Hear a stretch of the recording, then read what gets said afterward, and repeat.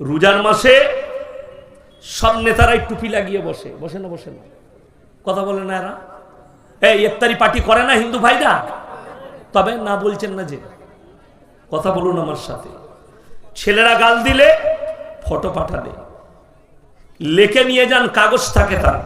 যতগুলো পৃথিবীর পরমাণু বৈজ্ঞানিক আছে তারা যদি তাহাজ্জুদ গুজার হয়, খুদার কসম করে বলছি জাহান্নামে যাবে। তারপর পড়ুন আল্লাহুম্মা সাল্লি আলা মুহাম্মাদ ওয়া আলা আলি মুহাম্মাদ কামা সাল্লাইতা আলা ইব্রাহিম ওয়া আলা আলি ইব্রাহিম ইন্নাকা হামিদুম মাজিদ। আল্লাহুম্মা বারিক আলা মুহাম্মাদ ওয়া আলা আলি মুহাম্মাদ কামা বারাকতা আলা ইব্রাহিম ওয়া আলা আলি ইব্রাহিম ইন্নাকা হামিদুম মাজিদ। গুটি কয়েক কথা আলোচনা করব। আল্লাহ আমাদের সকলকে আমলের তৌফিক দান করুন, আল্লাহুম্মা আমিন। এক নম্বর, আল্লাহ তাআলা ইসলামের বুনিয়াদ যে রেখেছেন শিক্ষার দ্বারা, এডুকেশনের দ্বারা। ইসলামের বুনিয়াদ শিক্ষার দ্বারা, এডুকেশনের দ্বারা হয়েছে পৃথিবীর বুকে। কোরআন আপনি আমি সকলে পড়ি। কোরআনের প্রথম সূরা আছে সূরা ফাতিহা, পরের সূরা আছে সূরা বাকারা, তারপরে আছে সূরা আল ইমরান, তারপরে আছে সূরা নিসা, তারপরে আছে সূরা মাইদা। এইভাবে একের পর এক সূরা গচ্ছিত করা আছে কোরআনটা। কিন্তু গারে হিরার মধ্যে সব থেকে প্রথম আয়াত নবীজি সাল্লাল্লাহু আলাইহি সাল্লামের কাছে এসেছে, সেটার নাম হচ্ছে হে নবী পড়ো ইকরা বিসমি রাব্বিকাল্লাযী খালাক। হে নবী পড়ো। শিক্ষা। এই সূরার মধ্যে আরেকটা আয়াত আছে, মারাত্মক আয়াত। শিক্ষিত যুবকদিকে যদি জিজ্ঞেস করা হয়, যারা এমএ পাস, বিএসসি, বিকম, যারা মাস্টার, ডাক্তার, বিভিন্ন শিক্ষায় শিক্ষিত, তাদেরকে যদি জিজ্ঞেস করি কলমের আবিষ্কারক বৈজ্ঞানিকের নাম বলবো, কলম কে আবিষ্কার করলো? আপনাদের মধ্যে যদি কোনো শিক্ষিত ব্যক্তি থাকেন, একজন দাঁড়িয়ে বলুন কলমের আবিষ্কার কে করেছে, কোন বৈজ্ঞানিক, বৈজ্ঞানিকের নাম কি? আল্লাহ তো সৃষ্টিকর্তা। আবিষ্কার মানে হচ্ছে খুঁজে পাওয়া, সৃষ্টি মানে হচ্ছে আল্লাহ দিয়া। যত কিছু পৃথিবীতে আছে সবই তো আল্লাহ। What is this? আল্লাহ তো সববারই সৃষ্টিকর্তা। কে? সকলে বলুন আল্লাহ। গোটা পৃথিবীর সবকিছু আল্লাহ। আবিষ্কার মানে হচ্ছে খুঁজে পাওয়া, আবিষ্কার মানে সৃষ্টি নয়। আল্লাহ তো মানুষকে বুদ্ধি দিয়েছে। এই জিনিসটাই আমি শুরু করলাম বায়ানে। আমার শুরু আজকে এটাই হলো। এইখান থেকেই দেখলে এতগুলো মানুষ বসে আছে, কারুর জানা নাই। কলমের আবিষ্কারক নবীজিকে আল্লাহ পাঠালেন। কোরআনের আয়াত অবতীর্ণ হলো আল্লামা বিল কালাম। হে নবী, আমি কলমের সাহায্যে মানুষকে শিক্ষা দিয়েছি। জোরে বলুন সুবহানাল্লাহ। বর্তমানে যদি কেউ জিজ্ঞেস করে কোন বৈজ্ঞানিক, নবীজির থেকে ভালো বৈজ্ঞানিক পৃথিবীতে কেউ আসেনি। নবীজির থেকে ভালো দার্শনিক কেউ আসেনি, অর্থনৈতিকবিদ কেউ আসেনি, সামাজিক করণ পৃথিবীতে নবীজির মতো কেউ আসেনি। যাদেরকে দেখছেন ঠিকই আছে সব শিক্ষা, জ্ঞান, গল্প। আমাদের মতো মৌলবীদিকে অনেকজন গালি দেয়। আমি একটা জলসায় বলেছিলাম, এপিজে আবুল কালাম মুমিন ছিল না, ইমানদার ছিল না। একজন তার নামাজ পড়ার ভিডিও পাঠাইল, কি বুঝলেন? আর আমি আপনাকে দেখিয়ে দেবো, রোজার মাসে সব নেতারাই টুপি লাগিয়ে বসে, বসে না? বসে না? কথা বলে না এরা? এই ইফতারি পার্টি করে না হিন্দু ভাইরা? তবে না বলছেন না যে? কথা বলুন আমার সাথে। ছেলেরা গাল দিলে ফটো পাঠালে, লেখে নিয়ে যান, কাগজ থাকে তার। যতগুলো পৃথিবীর পরমাণু বৈজ্ঞানিক আছে তারা যদি তাহাজ্জুদ গুজার হয়, খুদার কসম করে বলছি জাহান্নামে যাবে। তারপর যদি বলেন কেন, তারা ওই হিসেবটা দিয়ে পেরুতে পারবে না। প্রত্যেকটা পৃথিবী যতগুলো দেশ পরমাণু তৈরি করেছে, সেই পরমাণু অস্ত্রগুলো পরীক্ষা করেছে সমুদ্রের উপরে। হাজার হাজার কোটি কোটি প্রাণী, নিরীহ প্রাণী, তাদের প্রাণ চলে গেছে, ধ্বংস হয়ে গেছে যে জায়গায় পরমাণু নিক্ষেপ করা হয়েছে। এপিজে আবুল কালাম ভদ্রলোক, শিক্ষিত, সবই ঠিক আছে, জান্নাত পাবে না, মুশকিল। আল্লাহ কি করবে সেটা আল্লাহ জানে, কিন্তু হিসেব বলছে কোরআন হাদিসের নিরীহ প্রাণীর প্রাণ যাওয়ার কারণে আল্লাহর কসম করে বলে যাচ্ছি, নবীজি সাল্লাল্লাহু আলাইহি সাল্লাম তিনার তলোয়ারের দ্বারা তো দূরের কথা, তিনার ব্যবহারে, ভাষার দ্বারা পর্যন্ত কেউ ক্ষত বিক্ষত হয়নি। জোরে বলুন সুবহানাল্লাহ। নবীজি আখলাক, চরিত্র, ব্যবহারের দ্বারা ইসলাম প্রচার করেছে। আল্লামা বিল কালাম, আমি কলমের সাহায্যে নবীজি শিক্ষা দিয়েছি। আল্লাহ নবী উম্মি ছিলেন। উম্মি মানে দুনিয়ার বুকে কারো কাছে নবীজি লেখাপড়া শিখেননি। এর পেছনে বহুত বড় লজিক আছে। আমাদের দেশের কিছু গুটকাখোর মৌলবি আছে, তারা আমাদিকে বলে এরা জাহান্নামী। কেন? নবীজিকে অশিক্ষিত বলেছে, নাউজুবিল্লাহ। একটা মৌলবি আমাদের কেউ নবীজিকে অশিক্ষিত, মূর্খ আমরা বলি না।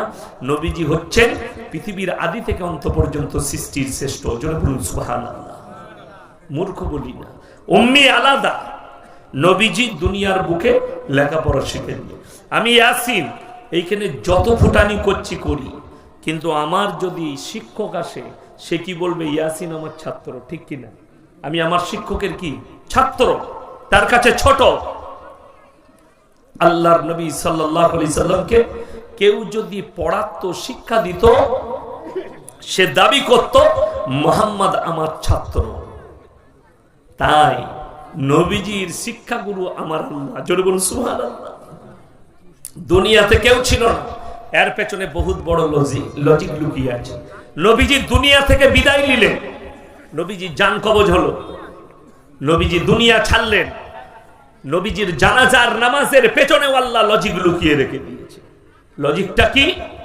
নবীজির জানাজার নামাজ জামাত করে হয়নি, কেউ ইমামতি করেননি, নবীজি নিষেধ করে গিয়েছিলেন। কেন? কেউ যদি জামাতে ইমামতি করত, সে বলতো মুহাম্মাদের জানাজা আমি পড়িয়েছি, আমার গুরুত্ব তোমাদের কাছে বেশি, নবীজি আমাকে হুকুম দিয়েছে। আল্লাহ এর পেছনেও লজিক রেখে দিলেন।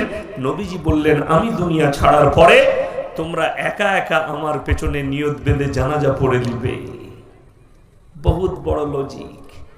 আল্লাহর কসম করে বলছি, তারপরেও নবীজি পৃথিবীর আদি থেকে অন্ত পর্যন্ত সৃষ্টির শ্রেষ্ঠ।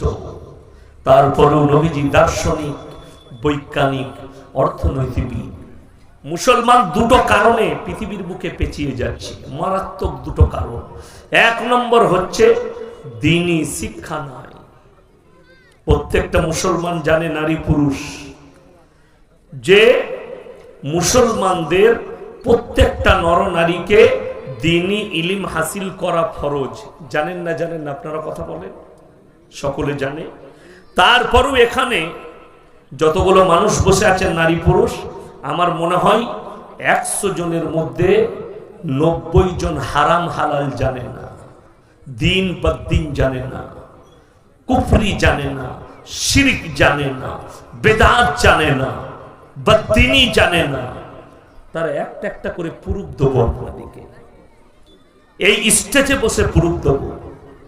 নবীজি পানি খাওয়ার আদব বলেছেন, মাথা থেকে নিয়ে পা পর্যন্ত নবীজি আদব বলেছেন।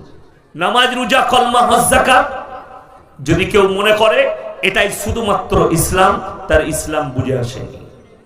পূর্ণাঙ্গ জীবন ব্যবস্থার নাম হচ্ছে ইসলাম। পূর্ণাঙ্গ জীবন ব্যবস্থা, সেই জীবন ব্যবস্থাটা কেমন হবে, এটাই ইসলাম। আপনার কথা বলা, উঠা, ঘুমানো, শোয়া, পায়খানায় যাওয়া, বাথরুমে যাওয়া, বাথরুম থেকে বেরোনো, মসজিদে ঢোকা, মসজিদ থেকে বেরোনো, বাজারে যাওয়া, বাজার থেকে বাড়ি আসা, এই পূর্ণাঙ্গ জীবন ব্যবস্থার নাম হচ্ছে ইসলাম। মুসলমান হারাম হালাল জানে না। কি বিচার করতে জানে বলে দিই, আপনি চলে যান ইটাহার বাজারে গিয়ে, মুসলমানরা গিয়ে কি বলে, যদি আপনি হাই রোডে কোনো হোটেলে খান, রায়গঞ্জে হোটেলে খেতে যান, মালদার হোটেলে খেতে যান, যদি মুরগির মাংস দেয়, মুসলমানরা কি জিজ্ঞেস করে, দাদা জবাই না কাটা, ঠিক কিনা কথা বলেন? জিজ্ঞেস করতে হবে না হবে না? জিজ্ঞেস করতে হবে। জিজ্ঞেস করে মুসলমান, এটা গোটা হালাল করা না কাটা? জিজ্ঞেস করে তারপরে রেস্টুরেন্টে খান, তারপরে হোটেলে খান। কেন? মুসলমানের জন্য শর্ত হচ্ছে হালাল খাবার। আমাদের বর্ধমান জেলার অনেক ছেলে গাড়ি চালায়, লরি চালায়। তো একটা ছেলে ড্রাইভার আর খালাসি হোটেলে ঢুকেছে। ঢোকার পরই বললে, ভাই এক বোতল মদ দে তো। মুসলমানদের ছেলে মদ খেয়ে নিল। তারপরে বলছে রুটি আর মাংস দে। রুটি আর মুরগির মাংস এনেছে প্লেটে। তো বেটারকে জিজ্ঞেস করছে, বে মুরগিটা জবাই না কাটা? আমি বললাম, হারাম করকে জুতো করে মার। প্রথমেই তো হারাম চালিয়ে দিয়েছিস, ওটা আর জিজ্ঞেস করে লাভ আছে? মদ তো চালিয়েছে, ওটা আর জিজ্ঞেস করে কোনো ফায়দা আছে? যা চালাবার তো চালিয়ে ফেলেছো, ওটা জিজ্ঞেস করে আর কি করবে? এ হচ্ছে মুসলমানের হাল। এরা জানে জবাই করা। আপনি মাংস কিনছেন জবাই করা, টাকাটা হারাম, সুদের টাকা।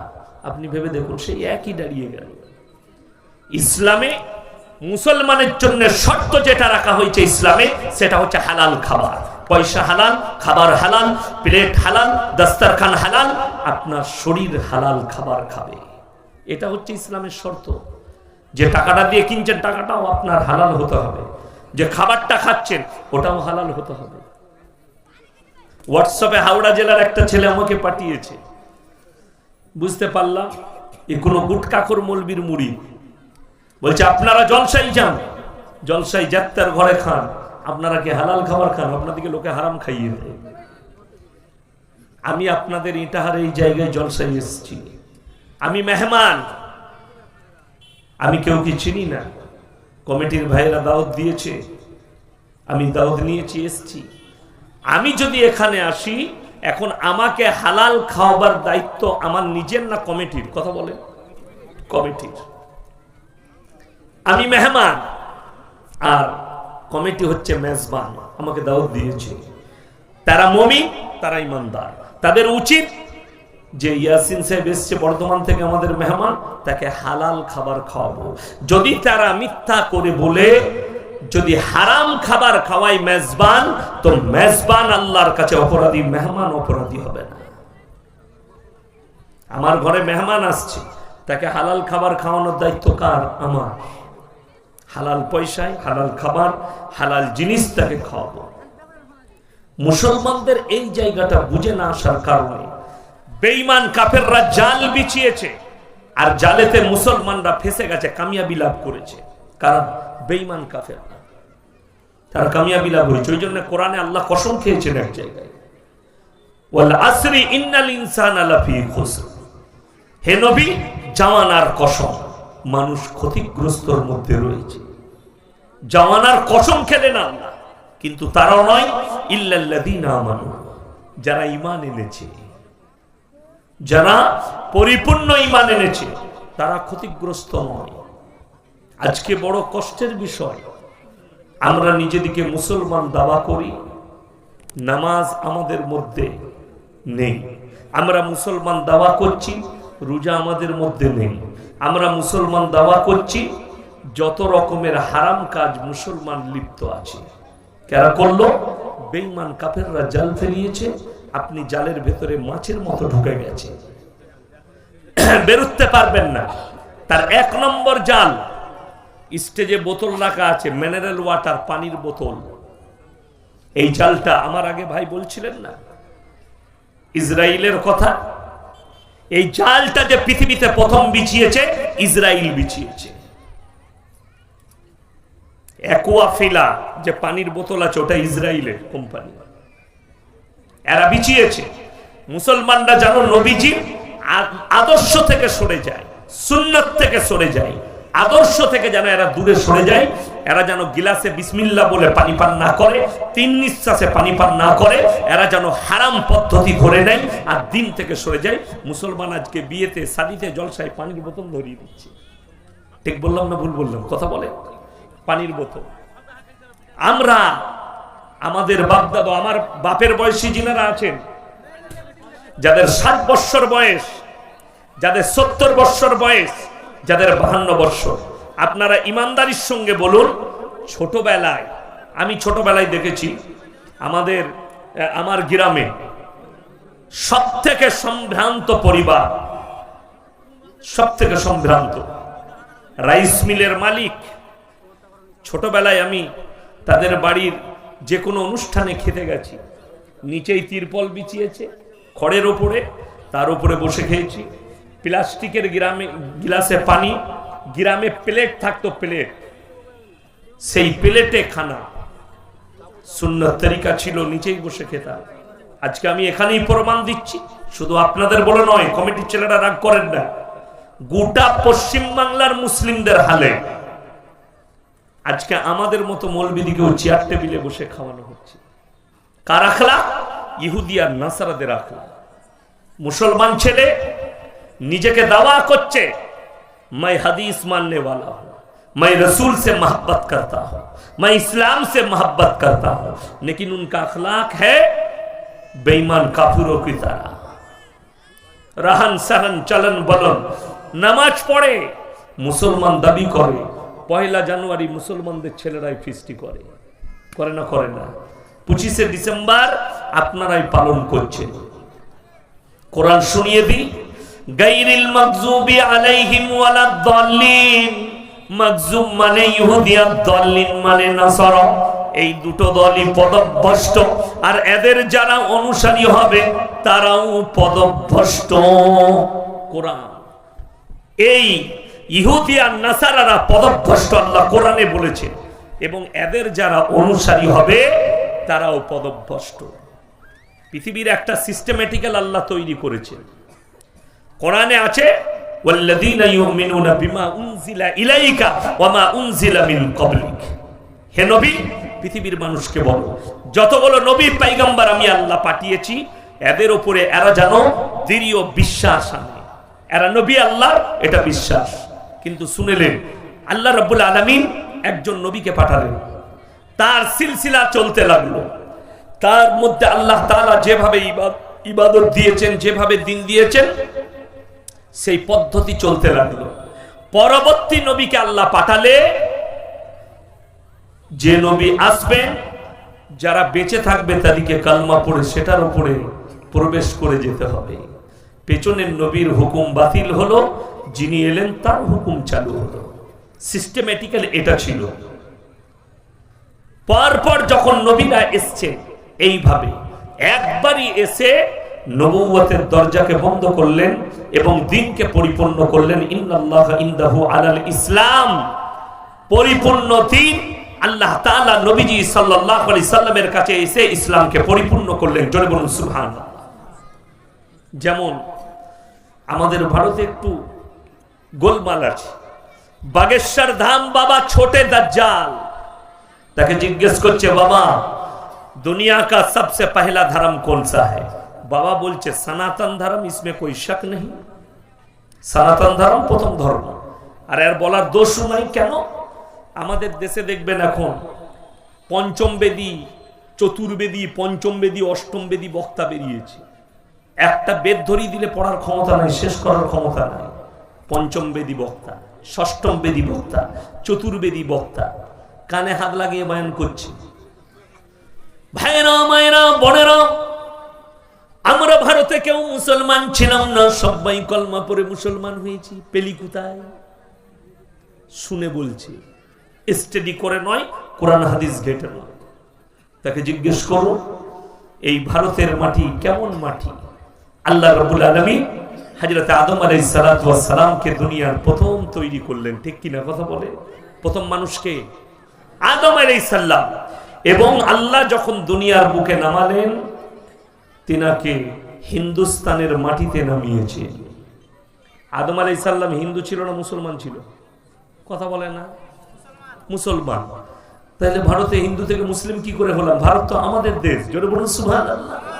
ভারতে প্রথম যাদের উৎপত্তি হযরত আদম আলাইহিস সালাতু ওয়াস সালাম থেকে, মুসলমান দিয়ে আল্লাহ ভারতকে শুরু করেছেন। জোরে বলুন সুবহানাল্লাহ। আর ये बोलছে दुनिया में पहला धर्म कौन आया? सनातन धर्म आया। भगाओ यार पखंडी बाबा को। आगे चलो আমার মুসলমান ভাই, ইলম না থাকার কারণে, হারাম হালালের বিচার না থাকার কারণে নিজেদের ব্রেনের দ্বারা, বিবেকের দ্বারা হারাম জিনিসকে মুসলমান হালাল করছে। পদ্ধতি খুঁজছে হালাল কিভাবে হবে, তার পদ্ধতি মুসলমানরা খুঁজছে। কি করে হালাল করব হারাম জিনিসকে? মৌলবীদের কাছ থেকে অ্যাভয়েড, কোরআন হাদিস থেকে দূরে। আজকে আপনি তাকিয়ে দেখুন, ভাই বললেন না যে একদিন ইসলামের বিজয় হবে, কথাটা সত্য, কিন্তু শুনেলেন মুসান্নাফ ইবনে আবু শাইবার হাদিস 40 নম্বর হাদিস, চোখ দিয়ে পানি আসবে আপনার। নবীজি বলছেন এমন একটা দিন পৃথিবীর বুকে আসবে, মসজিদগুলো মুসল্লিতে ভরে যাবে। সাহাবীরা জিজ্ঞেস করলেন, ইয়া রাসূলুল্লাহ, এই মুসল্লিগুলো কেমন হবে? তারা সুদ খাবে আর মসজিদে নামাজ পড়বে, বড় বড় অট্টালিকা বাড়ি বানাবে আর বড় বড় শপিং মল আর মার্কেট তৈরি করবে। পয়সার আর বাড়ির কম্পিটিশন চলবে, সুদ খাবে আর বড় লোক হবে আর 5 ওয়াক্তের নামাজ পড়বে। এটা হচ্ছে নবীজির হাদিস। মুসলমান তো হবে, ইমানদার খুঁজে পাওয়া মুশকিল হয়ে যাবে, মুমিন খুঁজে পাওয়া মুশকিল হবে, গোটা পৃথিবী মুসলমানের দখলে হবে। কিন্তু সেই যুগ এমন যুগ হবে, আজকে মসজিদের জন্য হাত পাতা হচ্ছে, মাদ্রাসার জন্য চাওয়া হচ্ছে, কোরআনের জন্য চাওয়া হচ্ছে, ইসলামের জন্য হাত পাতা হচ্ছে। দেনেওয়ালা কম আর চাইনেওয়ালা বেশি এখন, ঠিক কিনা কথা বলে? জলসা আজকে উদ্দেশ্য কি? মসজিদের উন্নতি কল্পে, কোথাও হবে মাদ্রাসার উন্নতি কল্পে। দেনেওয়ালা কম, চাইনেওয়ালা বেশি। এমন একটা যুগ এসে দাঁড়াবে, দেনেওয়ালা বেশি থাকবে, লেনেওয়ালা কম থাকবে। তখন এমন জায়গায় টাকাগুলো গিয়ে পৌঁছাবে, তুমি কোন রকমের সওয়াবই পাবে না, যেহেতু সওয়াবের জায়গায় টাকাই পৌঁছাবে না। এই হচ্ছে কিয়ামতের আলামত। আজকে আপনি ভেবে দেখুন, গোটা পৃথিবী জুড়ে, ফিলিস্তিন, পৃথিবীতে এত বড় 57টা মুসলিম রাষ্ট্র আছে, তারা ইন্তজার করছে আল্লাহর তরফ থেকে বালা আসবে, আবাবিল পাখি আসবে, এসে আবরাহা বাদশার মতো হস্তি বাহিনীকে যেভাবে ধ্বংস করেছিল, ইসরায়েলকেও ধ্বংস করবে। শুনে রেখে দেন, 57টা মুসলিম দেশ, এরা যদি ওই আশায় থাকে, আবাবিল পাখি এলে ইসরায়েলের উপরে আসবে না, প্রথমে 57টা মুসলিম দেশের উপরে আল্লাহ পাঠাবে। তা না হলে 57টা শক্তি যদি একদিকে দাঁড়িয়ে যায়, আমেরিকার মতো পরমাণু শক্তিধর দেশও হুঁটো গাড়তে বাধ্য হয়ে যাবে। কিন্তু দুঃখ তো একটাই, দেখলে মিডিয়া খুলে, পেপার খুলে, যতগুলো ভারতবর্ষে ইসলামের দুশ্মন আর কোরআনের দুশ্মন, সবকটা মুসলমান ঘরে জন্ম নিয়েছে, একটাও হিন্দু ঘরে নয়, একটা নয়। যে কটা আছে তারা কথা বলার যোগ্যতা রাখে না, করছে কে? মুসলমান ঘরে। তারেক ফতেহি মারা গেছে, সে বলেছিল ইসলাম এক ক্যান্সার কি তারা বিমারি হ্যায়, নাউজুবিল্লাহ বলে আল্লাহ তাকে ক্যান্সারে আক্রান্ত করে মৃত্যু দিয়েছে। তসলিমা নাসরিনের মতো নোংরা মেয়ে, জঘন্য মেয়ে, পতিতালয়ের মেয়ে, যার জন্মের প্রবলেম, তাকে মুসলমানরা শুভেচ্ছা জানাচ্ছে। 1 মাস আগে তসলিমা নাসরিন দিল্লির মাটিতে দাঁড়িয়ে কি বলেছে জানেন? মুসলমানরা কোরআন নিয়ে পড়ে আছে আর বৈজ্ঞানিকরা চাঁদে পৌঁছে গেছে। চ্যালেঞ্জ ছুড়েছে, মুসলমানদের কাছে কিছুই নেই।